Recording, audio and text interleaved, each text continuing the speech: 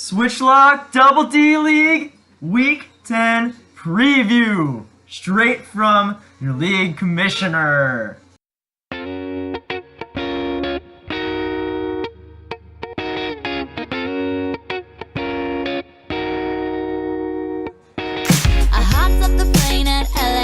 With a dream, my cardigan. Welcome to the land of fame, excess. Going into this week, am I gonna fit in? We had Adam holding a one-game lead in the Phillies Bean division over Smorgit, and then there was a battle for that last playoff spot between me, Tyler, and Cardona right now. Sorry, Chris, you're just not looking very good this year. And in the Priscilla Bailey division, we have Galvez holding a one-game edge over Devin and Zach, who were both 6-3. I believe, going into this week, with Nick and Tom 2 games out.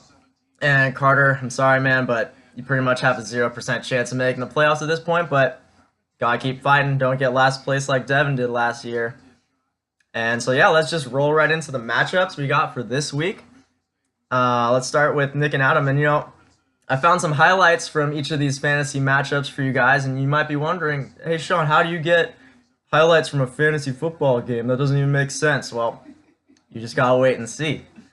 So, without further ado, here's the highlights from Nick and Adam's matchup.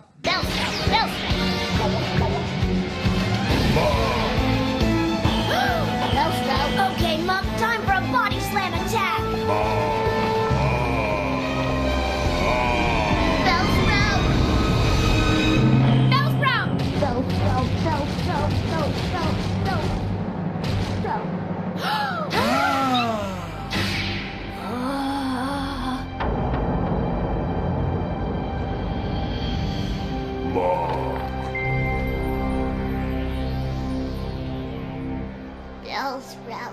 Ooh, yeah, that did not look good, Adam. You're gonna have a hard time recovering from that one.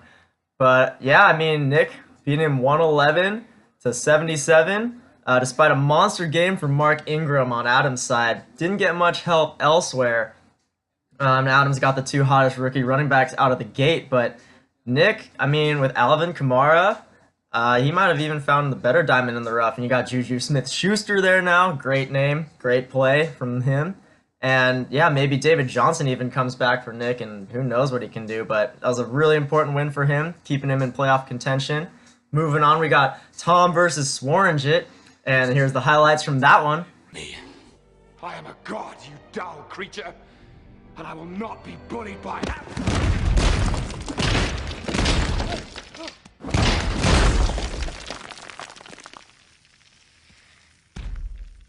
Puny god.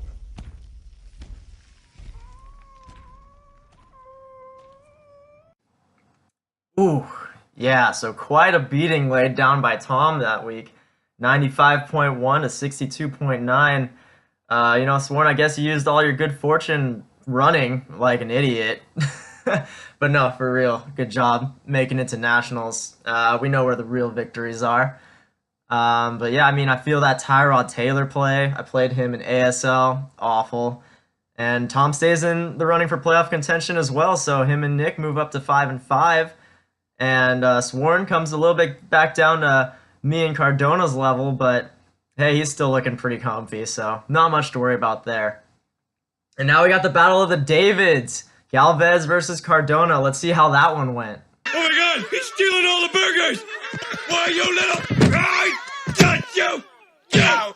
Go! Oh, it's all just an act. Stop! Stop! He's already dead. No! I gotta kill him! Oh, classic. But yeah, Galvez really putting the hammer down on Cardona, 102.4 to 78. Galvez got some solid production all around, especially from my boy on the Los Angeles Rams, Robert Woods, with a big 29 points. And that puts Galvez at 8-2 on the year. Pretty much guaranteed to spawn the playoffs, so he can start resting his guys for the playoffs, you know, cruise on in. Good job there, man. And Cardona falls to 4-6, which keeps him in the battle between me, him, and Tyler. Man, none of us really deserve this spot, but hey, someone's got to make the playoffs. That's just how this works. So we're going to move on to another pivotal matchup for one of these guys at least. Carter, I'm sorry, but it's Carter versus Tyler. Let's check the tape on that one. See it live. Marvin Lewis, before this drive started, was talking on the sideline the whole time. It seemed like Vontez perfect, and yes. Oh my goodness. Oh.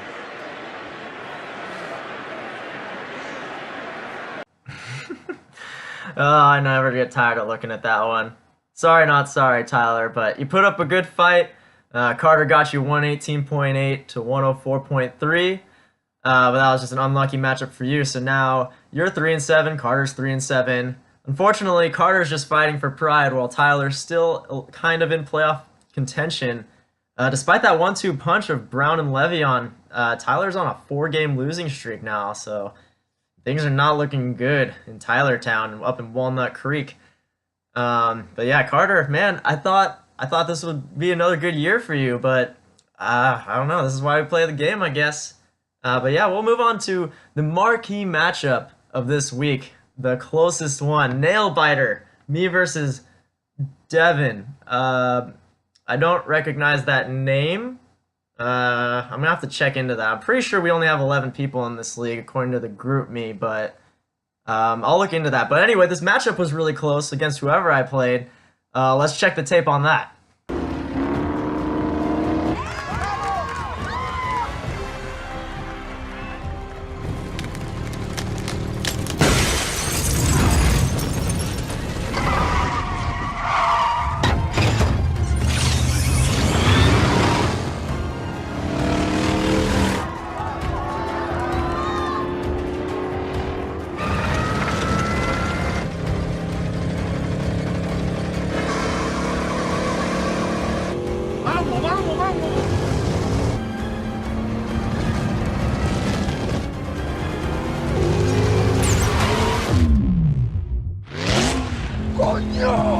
Yeah, that really came down to the wire, but I pull off the narrow victory, 88 to 86.4. It came down to Damian Williams versus Devontae Parker on Monday Night Football. And man, that was a close matchup, but got Adam Thielen with a big 22 points for me, and now I'm sitting in third place in my division. Like, what the heck's going on? Like, my team sucks, but and whatever. Devin now is at 6-4. And he's only 1 game ahead of Nick and Tom, so that's something to look out for. That race is getting pretty close as we're getting towards the end of the season. And last but not least, we have Zach versus Chris. Zach squeaked out one here against Chris on Monday Night Football. Let's see how it went down. Consuelo, does this rag smell like chloroform? No, it's no.